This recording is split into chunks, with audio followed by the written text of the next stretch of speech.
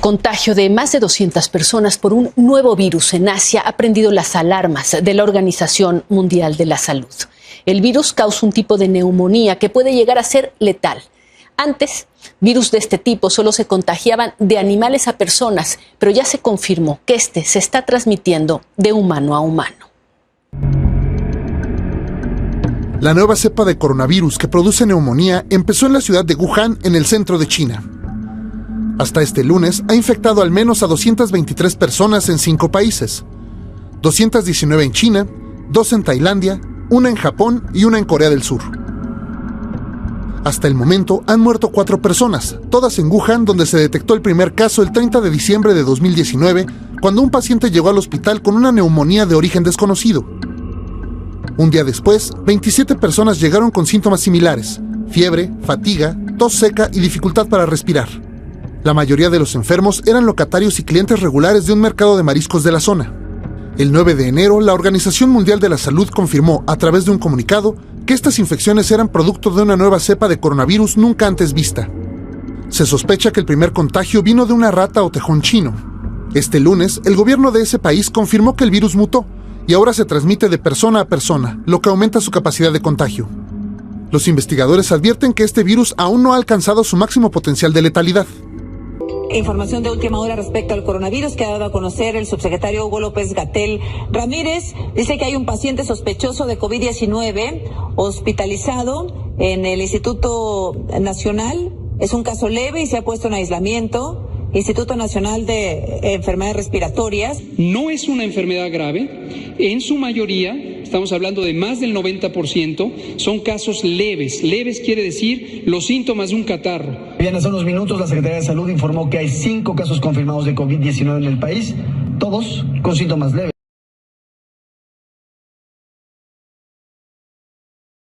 Hola, soy Andrea Darían Gómez Valenzuela. Estoy cursando el 6º semestre en la carrera de Ingeniería en Gestión Empresarial. Les voy a platicar cómo ha sido mi vida, qué cambios he tenido durante la pandemia y cómo lo he sobrellevado. Lo he dividido en 3 etapas. La primera, la inesperada llegada del virus. En marzo del 2020, la llegada del virus al país. La primera vez que escuché acerca del COVID-19, me sorprendí y también me hice la idea que esto no podría llegar aquí. Por alguna extraña razón, yo pensaba eso porque cuando veía las noticias se decía que el virus había comenzado en China. Y yo pensaba que era algo pasajero, que era muy difícil de que llegara a nosotros. Pero después fue cuando el virus llegó aquí. Así fue cuando empezó a saber cuáles eran los síntomas, empezó a haber contagios. Fue algo impactante en lo personal, porque yo no creía que pudiera llegar. Fueron cambios muy radicales, ya que en el momento de que alguien tenía cualquier gripe, se vivía con el temor de que fuera el coronavirus. De hecho, mucha gente lo ignoró, no hizo caso cuando empezó. Pero también hubo muchos quienes se pudiera decir que se exageraba un poco, porque lo repito, se vivía con el temor de que hasta cualquier gripe fuera el virus. Todo esto lo hemos englobado en una jornada nacional de sana distancia. Y esta jornada nacional de sana distancia va a ser del 23 de marzo al 19 de abril. La segunda etapa y la más difícil fue la adaptación. Así es, la adaptación al cambio total de las clases, al cambio de tu vida cotidiana, a todo, porque este virus lo cambia todo. Al principio lo vi como algo pasajero. Creía que eran vacaciones, ya que tuvimos aproximadamente como 2 meses sin clases. Entonces al principio fue cómodo para mí. Pues no hacía nada, solo veía películas, comía y dormía mucho. Obviamente casi no salía. Estuve muy a gusto en mi cuarentena sin darme cuenta que exactamente no serían los 40 días. Después fue la inconformidad, cuando nos exigieron a tomar las medidas sanitarias, el uso de cubreboca, el gel antibacterial, la manera en cómo lavarse las manos, las restricciones de todos los lugares públicos, etc. El no poder tener clases presenciales fue algo muy novedoso y muy difícil. Saber que nos afectó mucho como en la salud y la economía. Cabe mencionar que ya había sucedido algo similar, que fue otra enfermedad llamada influenza, pero fue distinto. La verdad ya no acuerdo con exactitud, porque eso sucedió hace como aproximadamente 12 años, pero sé que no duró tanto como el COVID-19. Después fue cuando empezaron las clases en línea, el uso de las plataformas. Al principio estuvo algo confuso, ya que nunca habíamos trabajado así. Pero fue bueno, ya que los docentes nos brindaron de su apoyo. En lo personal, estoy muy conforme en el trabajo que se ha estado haciendo para que nosotros sigamos con nuestra formación. Y también estoy muy agradecida porque las formas de trabajo son muy accesibles. Sé que a muchos no les ha gustado o porque se les ha dificultado, porque no todos contamos con los medios, pero sé que se ha hecho lo posible. También estoy consciente que probablemente las clases en línea no nos dejan tantas enseñanzas como lo pudiéramos tener en presencial. Debido a la situación, espero que en un futuro no nos llegue a afectar tanto. Esto es el cambio que tuve hablando académicamente. Después, hablando personalmente en el cambio que tuvo mi vida con mi familia y en lo laboral, también fue muy difícil. Mi papá tiene un micronegocio, es comerciante y nos dedicamos a elaborar piñatas. Pues como ya lo mencioné, cuando ya no tuvimos clases, cerraron todos los lugares públicos como negocios que no fueran indispensables. Por obvia razón, también se tuvo que cerrar nuestro negocio completamente por 2 meses. Esto nos afectó. También por los empleados que tenemos, ya que ellos solo cuentan con el ingreso de esto. Y al cerrar, pues no había recursos. Este negocio depende totalmente de las fiestas, de las escuelas, de los días festivos. Entonces nos afectó mucho. Actualmente no hemos estado en la mejor situación, ya que no es estable, pero también se ha sobrellevado. Todavía hay muy pocas ventas y como nosotros también vendemos a mayoreo a otras ciudades, también es muy lenta la venta, pero es cuestión de adaptación. Y nos afectó aún más porque lamentablemente mi familia se contagió de COVID. Hubo un descuido con una tía que trabajaba en la presidencia y ella no tuvo ningún síntoma, así que no sabía que traía el coronavirus. Días después tuvimos un convivio familiar. Fuimos a celebrar el cumpleaños de mi hermana y el mío. Fuimos a la sierra, por lo mismo que creíamos que sería buena idea ir, ya que todo estaba cerrado y habitaba muy poca gente ahí. Pues ese día aproximadamente fuimos como 22 personas, que era mi abuelita, mi papá, 4 de mis tías, ella la que tenía el virus, 2 de mis hermanos, una amiga, mis primos y mi novio. Entonces fue ahí donde nos contagiamos casi todos, a excepción de los niños y de mi novio. Fue triste la situación, ya que arriesgamos a mi abuelita de 73 años y a mi papá, que obviamente son los que tienen más edad y eran más propensos a que la enfermedad les afectara más. A la semana, el primero que se sintió mal fue mi papá. Tenía fiebre exagerada, dolores en el pecho y tos muy fuerte. Luego fue a hacerse la prueba y salió positivo. Entonces de ahí todos nos asustamos y nos aislamos. Mi abuelita también se puso muy mal con los mismos síntomas y tenía que estar todo el día con oxígeno. A unos no les dio los síntomas, pero igual y también tomaron sus medidas. Y a mis hermanos y a mí solo nos pasó que no teníamos olfato ni gusto. Después de un mes nos recuperamos y gracias a Dios no pasó a mayores. Pero nos dejó una gran enseñanza que fue no tenernos que arriesgar de tal manera y ser más conscientes porque todo nos afecta. La tercera etapa, cuando creemos que estamos cerca de la normalidad. Aquí, por cuestión de que ya empezaron las vacunas, con los adultos mayores se detuvieron un poco los contagios y los fallecimientos. Empezaron a abrir todos los micronegocios, los bares, los parques, todos los lugares públicos. Claro, con lugares limitados y obviamente con las medidas de salubridad. Estamos en espera de la vacuna todos. Creo que cuando ya la tengamos podremos regresar a clases presenciales, pero todavía no se sabe con exactitud cuánto tiempo más se podrá llevar.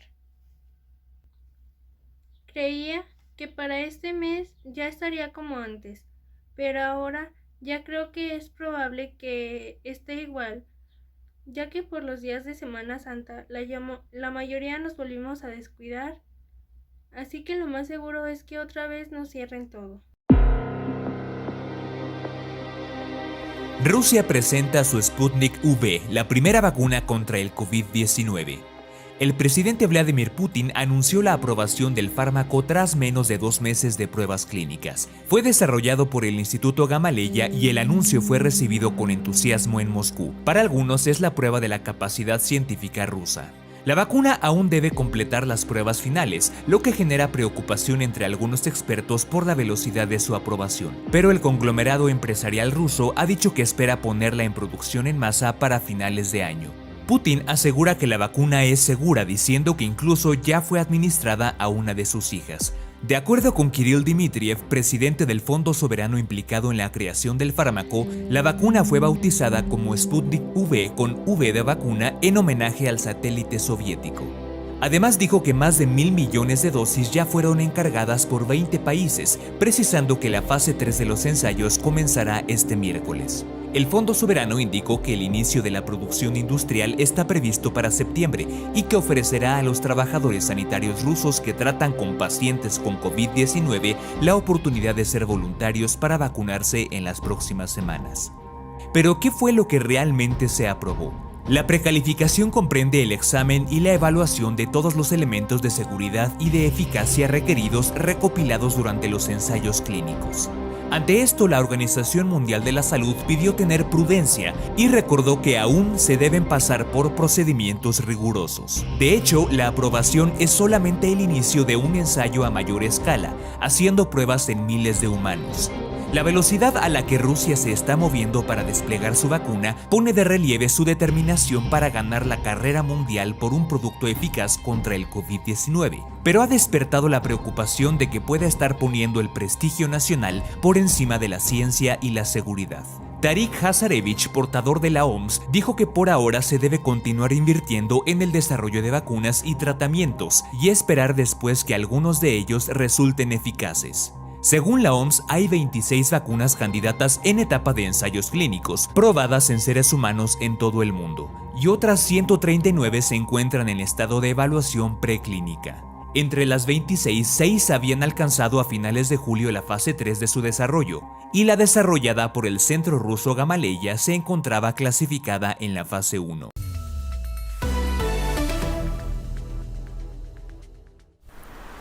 Luz al final del túnel en la pandemia. La firma alemana BioNTech y la farmacéutica estadounidense Pfizer anunciaron este lunes que los estudios de su vacuna contra el coronavirus muestran una eficacia superior al 90%.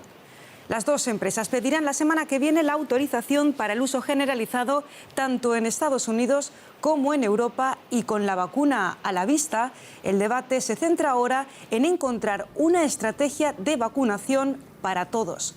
Surgen entonces los primeros interrogantes. ¿Cuántas dosis estarán disponibles? ¿Quiénes tendrán prioridad para recibirlas? Están ya confirmando que se embarcó el primer lote de vacunas que se pidió para calibrar. Eso tiene como propósito, ya lo explicamos, que los flujos de vacunas que van a ir creciendo mucho lleguen y ya esté todo preparado, como lo ha explicado el sector salud, tanto el doctor Alcocer como el doctor López-Gatell. Entonces, lo que nos están confirmando es, ya se recogió en la planta en Bélgica de Pfizer este primer envío a México, llega mañana. Mañana en la mañana ya está aquí en México. Entre el día de mañana y el último día de enero, México va a recibir, es lo que nos confirman ahorita, 1.417.659 dosis. 1.417.659 dosis. Empezando mañana. María Irene Martínez, jefa de enfermería de la Unidad de Terapia Intensiva del Hospital Rubén Leñero en la Ciudad de México, se convirtió en la primera persona en el país en recibir una vacuna contra el COVID-19. Es una sola inyección, no causa dolor o causa muy poquito dolor. La primera aplicación de esta fue transmitida en la mañana de la víspera de Navidad en la conferencia matutina del presidente Andrés Manuel López Obrador. ¿Cómo se siente, María Irene? Es un poco nerviosa, pero además pues muy feliz. La verdad es que es el mejor regalo que pude haber recibido en el 2020. Y esto pues me da pauta nada más para seguir ahora con más seguridad y con más bríos, para seguir al frente de esta guerra de un enemigo invisible. Vamos a seguir adelante y pues sí tenemos miedo, ¿verdad? Pero tenemos que seguir adelante porque alguien tiene que hacerle frente a esta lucha y yo estoy dispuesta a seguir en la línea de fuego. Excelente, pues muchas gracias. Paralelo a eso, en Querétaro y Toluca, también inició la primera fase del plan de vacunación del personal de salud.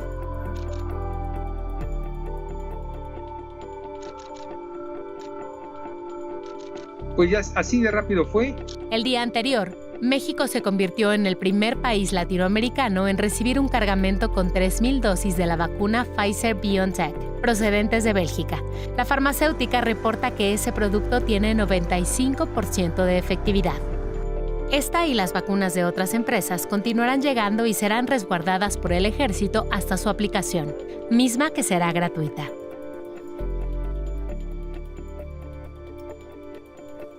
El gobierno prevé la adquisición de 199 millones de dosis, para lo cual ha apartado 1.659 millones de dólares.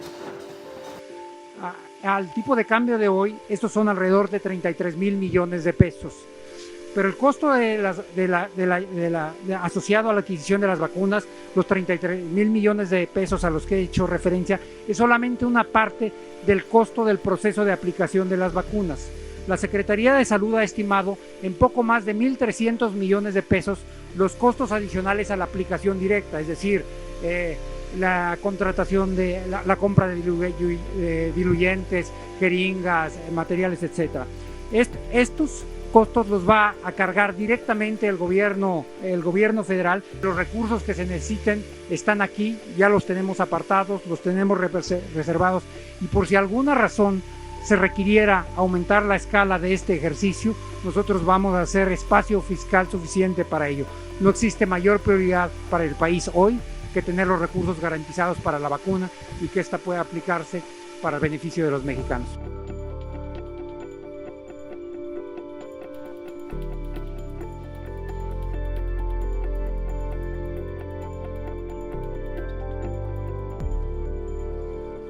Hasta el momento hay por lo menos otros 6 países que también han iniciado la campaña de vacunación más grande de la historia.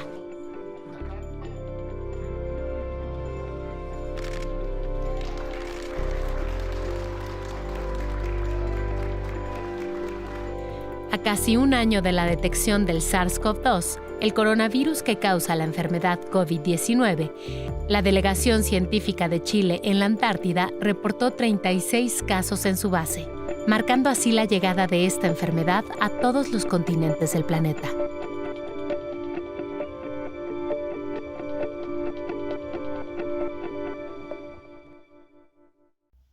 Es una situación muy incierta y cada vez me convenzo que debemos de tomar con más seriedad, pero también sé que ya estamos cansados de esto, al menos yo sí. Es muy desgastante, pero también he aprendido a tomar las cosas de la mejor manera, a encontrarle cosas positivas, aunque sea muy difícil. Por ejemplo, yo he estado más tiempo en mi casa, puedo aprovechar el tiempo para poder hacer cosas que antes no ajustaba de tiempo, como hacer ejercicio, obviamente en mi casa. Ya me puedo cocinar diario, puedo ayudar completamente con los labores de mi casa y al negocio de mi papá. También puedo dormir más y hacer que mi día sea más productivo aprovechando que tengo un poco más de tiempo.